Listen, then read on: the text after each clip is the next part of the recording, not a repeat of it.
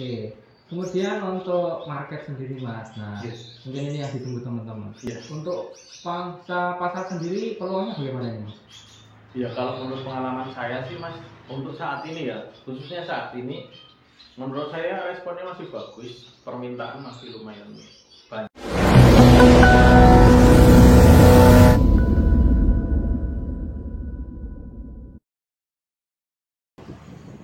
Assalamualaikum warahmatullahi wabarakatuh. Sahabat burung dimanapun Anda berada, berjumpa lagi di Purnomo Danang Channel.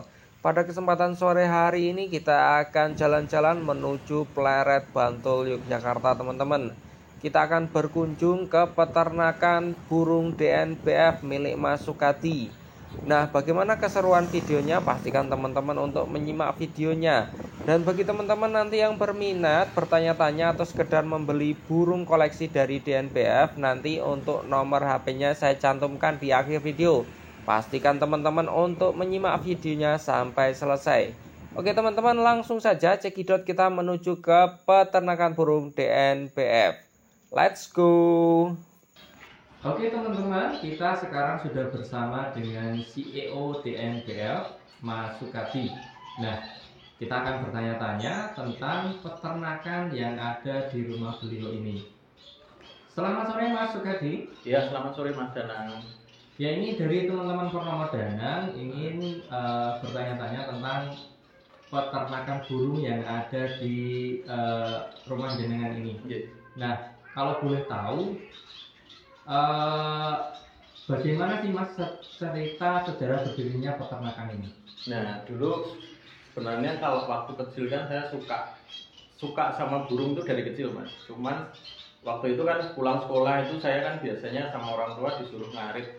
Nah, kalau ngarit itu sering karena kan di tempat saya itu kan ada hutan kayu putih ya. Nah, itu di kayu putih itu biasanya sering banget kita dapat burung pentet. Nah, burung pentet. Cuman kan burung pentet itu kan burung pemakan serangga, jadinya setiap dapat saya bawa pulang itu selalu mati Mas. Saya udah berapa kali itu selalu mati, tapi saya tuh sebenarnya pingin pelihara, cuman nggak bisa karena selalu mati kayak gitu. Terus akhirnya sampai saya dewasa saya nggak pernah pelihara burung, tapi suatu saat ketika saya jadi konten kreator, salah satu konten saya itu meliput peternakan burung fin. Waktu itu burung fin ada beberapa jenis fin, tapi saya melihat ada salah satu jenis fin yang warnanya mencolok gitu ya, warnanya cukup bagus. Terus akhirnya pas di pertama itu saya masih belum begitu belum begitu ada keinginan yang kuat untuk pelihara juga. Terus akhirnya yang kedua itu saya waktu itu liputan ke Ngawi, ke ABK Fin. Nah, di sana saya lebih banyak bisa menggali lebih banyak informasi, mulai dari cara perawatannya, terus kebetulan di sana juga jenis-jenisnya lumayan lengkap. Terus cara perawatannya, terus prospeknya kayak apa, itu saya nanya-nanya semuanya. Nah, dari situ saya mulai tertarik gitu. Tapi sepulang dari sana saya nggak langsung beli. Selisih berapa bulan, tak pikir-pikir, akhirnya saya beranikan diri untuk beli. Waktu itu masih beli satu pasang saya beli, saya taruh di rumah, itu cuma selisih berapa sebulanan kalau nggak salah itu sudah mulai nelur. Telur pertama itu masih kosong, telur kedua sudah ngisi, dan telur berikutnya juga alhamdulillah bagus terus. Nah, karena udah produksi, saya nyoba untuk masarin, nyoba untuk posting di Facebook kayak gitu, ternyata responnya cukup bagus. Oh gitu caranya. Nah, karena saya ngelihat responnya cukup bagus, akhirnya saya beranikan diri untuk beli lebih banyak. Oke. Kalau boleh tahu jenis burung apa Mas ini yang ada di sini? Ini burung Gol Amadin Mas. Burung Gol Amadin itu burung salah satu jenis fins atau emprit yang berasal dari Australia. Dari Australia? Iya. Oke. Terus kenapa Mas jangan memilih jenis burung ini? Nah, kenapa saya memilih burung ini? Seperti yang saya ceritakan tadi Mas, saya melihat itu burung ini warnanya cantik karena dari satu tubuhnya itu ada beberapa jenis warna ya. Warna punggungnya beda-beda, warna kepalanya beda-beda, warna dadanya beda-beda kayak gitu. Itu yang pertama. Terus yang kedua, perawatan burung ini kalau menurut saya sih lebih lebih simpel daripada kalau kita ngerawat burung kicauan. Karena kalau kicauan kan seperti yang pernah saya tanyakan ke beberapa teman kan harus dimandiin, harus dijemur, macam-macam kayak gitu. Terus makannya juga beberapa macam jenis pakan yang beda-beda kayak gitu. Makanya saya milih jenis ini karena memang warnanya bagus, terus perawatannya menurut saya lebih mudah. Oh gitu Mas. Kira-kira waktu awal memulai itu ada kendala nggak Mas? Kalau kendala perawatan sih sebenarnya kalau saya sendiri mungkin cuman memberikan tempat. Kebetulan kan tempat saya kan cuma di garasi, sebenarnya garasi. Ini kalau malam juga ada motor, ada sepeda dan sebagainya. Nah itu paling kendalanya kalau saya memberikan tempat yang nyaman dan nggak cukup berisik gitu lah buat mereka. Cuman sebenarnya dulu saya pernah bikin di belakang di samping dapur itu, cuman dulu saya habis beli, waktu beli itu pasang itu 2 juta Mas. Saya bawa pulang itu berapa hari kemudian saya tinggal pergi, pulang-pulang yang satu mati udah hilang kepalanya, yang satunya dadanya bolong Mas. Nah akhirnya semuanya saya taruh sini. Nah itu mungkin kesulitannya yaitu memberikan tempat yang nyaman untuk burung. Kemudian kalau ini kan karakter burungnya kan memang agak mudah stres ya. Jadi kalau misalnya dia lagi ngeram, terus dia agak terganggu itu biasanya sering ditinggal kayak gitu. Nah, jadi untuk ngatasinya biasanya pakai poster, pakai spray Jepang. Nah, itu juga kendalanya biasanya yaitu karena kita nggak terlalu fokus untuk pelihara burung ini, kadang telat Mas pas pindahnya ke spray Jepang itu sering telat. Jadi akhirnya nggak jadi kayak gitu. Dibabukan gitu maksudnya ya? Iya, babukan. Diasuh sama spray Jepang. Oke. Kemudian ada nggak Mas kiat khusus dalam perawatan dan pemeliharaan burung jenis Gold Amadin ini? Kalau perawatan pertama memelihara kiat untuk memelihara ya. Kalau menurut saya sih yang pertama senang dulu sih Mas. Paling utama itu senang dulu, karena kalau nggak senang pasti juga merawatnya nggak maksimal kayak gitu. Terus kemudian yang kedua kita berusaha untuk memahami karakter burung ini. Burung ini karakternya seperti apa, terus makanannya apa, terus proses berkembang biaknya seperti apa. Ini itu kita pelajari. Ya mungkin memang di awal-awal mungkin agak susah, tapi nanti lama-lama juga akan terbiasa. Oh iya, kalau boleh tahu untuk jenis makanannya sendiri ada racian khusus atau tidak Mas? Kalau saya sih makanan juga standar sih Mas. Saya biasanya millet putih, kemudian saya campur sama kenari seed sama juawut, biasanya itu. Kalau extra foodingnya saya biasanya punya pakai produknya Mas Sirna, Reload sama Gold. Berarti tidak ada racian pakan khusus ya? Saya nggak ada Mas. Kalau teman-teman memang biasanya ada yang pakai basah, modelnya biasanya kayak jagung muda, terus sayuran kayak gitu. Tapi saya nggak pakai karena menurut saya sih terlalu ribet sih. Oke. Terus ada nggak Mas suka dukanya selama menjalani peternakan ini? Ya pertama sukanya tuh biasanya kalau saya pertama itu pas dari telur yang menetas kemudian berkembang menjadi besar tuh keluar warna-warna yang menurut saya sih beda dengan yang lainnya gitu. Itu kesenangan yang pertama. Yang kedua ya kalau laku Mas. Itu pasti. Kalau dukanya ya itu karena ini kan burung juga termasuk burung ringkih ya. Itu biasanya mati, kemudian lepas juga berapa kali itu pernah.